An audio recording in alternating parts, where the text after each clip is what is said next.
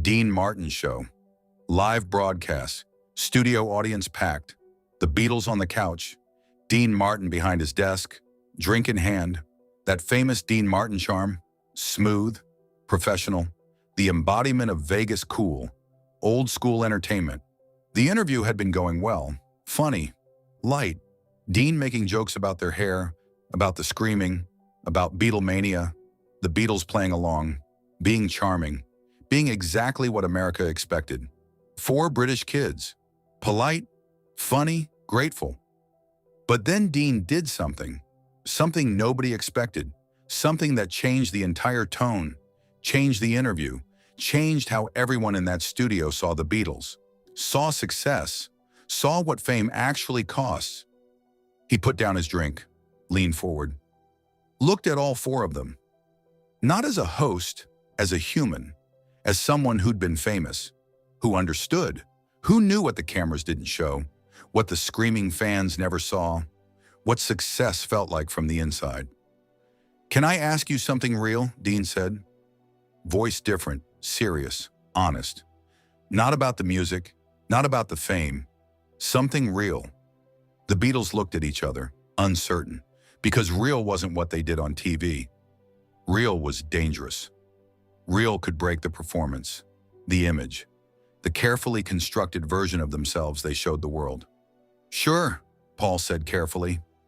Dean's question was simple, direct, devastating. "Are you happy?"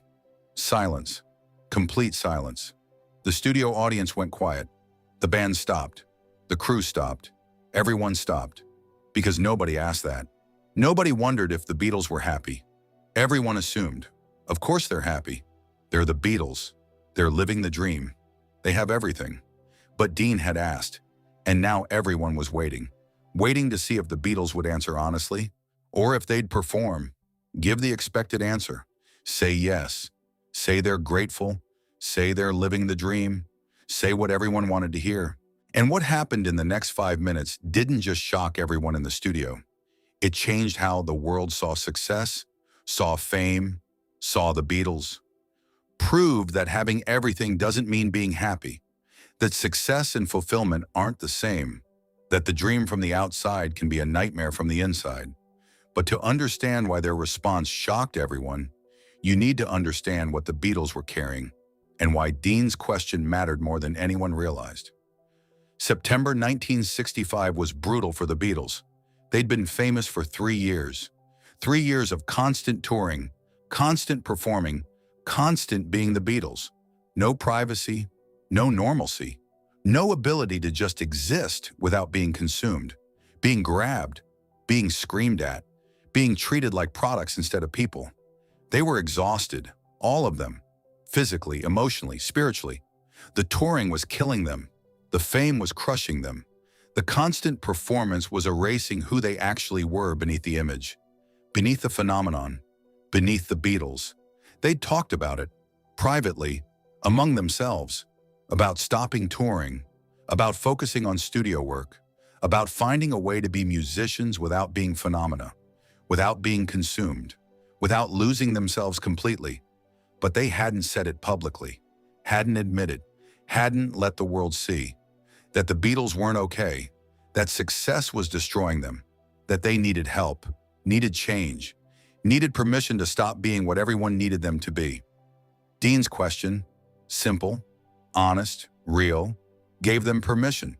Permission to be honest, permission to admit, permission to stop performing, even for just 5 minutes, even just on this show. Permission to be real. John answered first, voice quiet, different from his usual TV voice. "No, we're not happy. Not really, not in the way people think. We're successful. We're famous. We're living what everyone calls the dream, but we're exhausted. We're lonely. We're scared. We can't go anywhere. Can't do anything. Can't be normal. Can't be human. We're the Beatles. That's all we're allowed to be. And the Beatles aren't happy. They're surviving." Paul's voice shook. "We wanted to make music. That's all. Just make music. Play for people. Connect through songs. But it became this phenomenon, this thing that's bigger than us, that's consuming us, and we can't stop it, can't slow it down, can't say we need a break, because everyone needs us to be the Beatles. And the Beatles don't get breaks, don't get to be tired, don't get to be unhappy. They have to be grateful, have to be perfect, have to be exactly what millions of people need them to be, George added. I miss being myself, being George, not George Harrison the Beatle, just George, the person who existed before all this. I don't even know who that person is anymore. It's been so long, so much performing, so much being what everyone else needs. I've forgotten who I am when nobody's watching, when nobody's screaming, when I'm allowed to just be. Ringo's answer was simplest. I'm tired, that's all. Just tired of traveling, of performing, of being grabbed, of being screamed at, of never sleeping, never resting, never having a moment that's mine. That's not about being a Beatle. That's just about being Ringo, being human, being allowed to exist without it being a performance. The studio was silent, completely silent. The audience wasn't applauding, wasn't screaming, was crying, because they were witnessing something they'd never seen. The Beatles being honest, being vulnerable, being human instead of being phenomena, being real instead of being what everyone needed them to be. Dean Martin had tears in his eyes. I've been where you are. Different decade, different style, but same thing. Being consumed by success, by fame, by what everyone needs you to be. And I want to tell you something I wish someone had told me when I was where you are. The Beatles leaned forward, listening, desperate, because someone who understood, someone who'd survived, was about to give them something. Hope, permission, understanding. You're allowed to stop, Dean said. You're allowed to say no. You're allowed to change, to evolve, to be something different, to protect yourselves, to choose happiness over success, to choose being human over being phenomena. And anyone who doesn't understand that, anyone who demands you keep being what they need instead of what you need, isn't a real fan. Real fans want you to be okay, want you to be happy, want you to survive this, not just for their sake, for yours. John was crying, openly. But if we stop, if we change, people will be disappointed, will feel betrayed, will say we sold out, gave up, failed. Some people will, Dean said, but the people who matter, the people who actually see you as humans, will understand, will support, will be grateful you chose yourselves. Chose survival, chose being okay over being famous, and those are the only people who matter. The ones who see you as people, not as products, not as phenomena, as people. Paul asked, did you stop, change, choose yourself? Yeah, I did. I walked away from things, turned down opportunities, said no when everyone expected yes, and some people were disappointed. But I survived. I'm still here, still making music, still performing, but on my terms, in ways that don't destroy me, in ways that let me be happy, be human, be Dean instead of being the Dean Martin everyone needs me to be. George's question was desperate. How? How do you do that? How do you choose yourself when millions of people need you to be something else? You just do. You decide. You say this is destroying me. This isn't sustainable. This isn't survivable. And I choose to survive. And then you do it. And it's hard. And people are angry and disappointed and confused. But you survive. And surviving matters more than any of the rest. Surviving matters more than anything. Ringo wiped his eyes. Thank you for asking, for seeing, for understanding. Nobody asks if we're okay. Everyone assumes. Because we're successful, because we're famous, because we're the Beatles. But nobody asks if we're happy, if we're surviving, if we need help. You asked, and that matters. More than you know. The show went to commercial, but the cameras kept rolling, capturing Dean standing up, walking over, hugging all four Beatles, not as celebrities, as humans, as people who needed to be seen, to be acknowledged, to be told it's okay to not be okay. It's okay to choose yourselves. It's okay to stop being what everyone needs and start being what you need. That interview changed everything.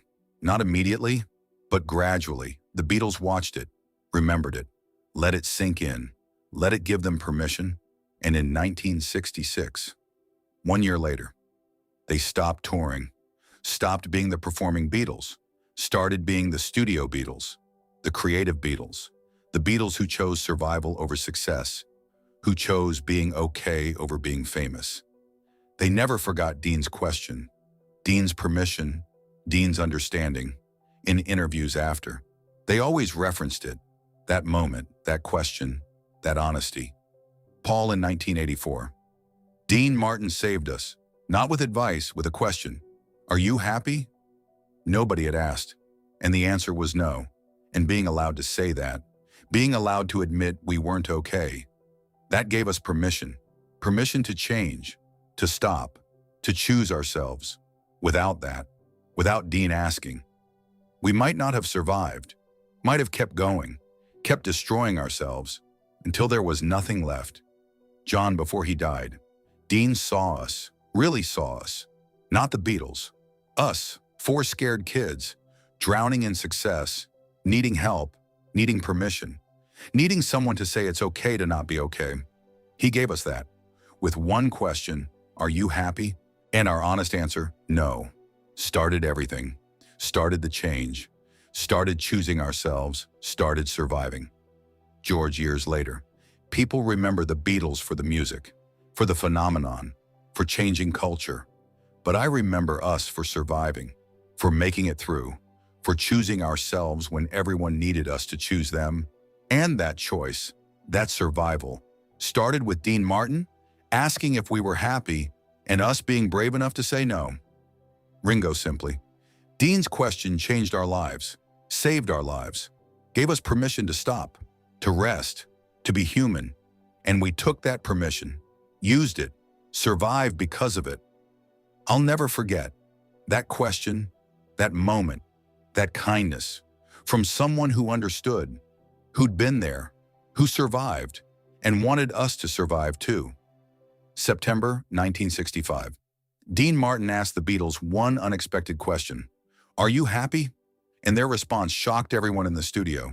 Not because they said no, because they said no honestly, vulnerably, publicly, on live television, in front of millions, admitting, finally, that success and happiness aren't the same, that fame can destroy, that help is needed, that choosing yourself is brave. But the impact went beyond the Beatles, beyond that studio, beyond that moment. Other celebrities watched, other famous people, other performers drowning in success, and they saw, for the first time, permission, permission to not be okay, permission to admit, permission to be honest about what fame costs, what success destroys, what performance demands. Within a year, 3 major stars had publicly stepped back, taken breaks, chosen themselves. All 3 referenced that Dean Martin interview, that Beatles honesty, that moment when it became okay to say, I'm not okay. I need help. I'm choosing survival. The culture shifted, slowly, gradually, but it shifted.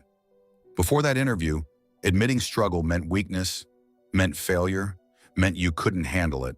After that interview, admitting struggle meant honesty, meant bravery, meant being human instead of being superhuman. Mental health became conversation, not taboo, not shameful. Conversation, because the Beatles had been honest on Dean Martin's show in 1965, before it was acceptable, before it was safe, before it was normal. They'd been honest anyway, and their honesty gave millions of people permission. Permission to be honest too, permission to not be okay, permission to choose themselves. Dean Martin never forgot that interview either. Called it the most important moment of his career, not because of ratings, because of impact, because he'd asked one question and gotten one honest answer. And that honesty had changed everything. That's everything. Look, if this story moved you, if you've ever needed permission to not be okay, if you've chosen yourself when everyone needed you to choose them, do me a favor. Hit that like button. Share this with someone who needs permission. Who needs to hear that it's okay to stop, to rest, to choose survival over success. We've completed 93 Beatles stories, 93 reminders that the Beatles chose survival, chose being human, chose honesty over performance. And that choice, that bravery, that honesty changed everything. Drop a comment. Have you chosen yourself? Have you needed permission to not be okay? Turn those notifications on. Remember, success and happiness aren't the same. Fame can destroy. Choosing yourself is brave. And sometimes all you need is someone asking, "Are you happy?" and permission to answer honestly. Dean Martin proved that with one question, when the Beatles answered honestly, and changed everything.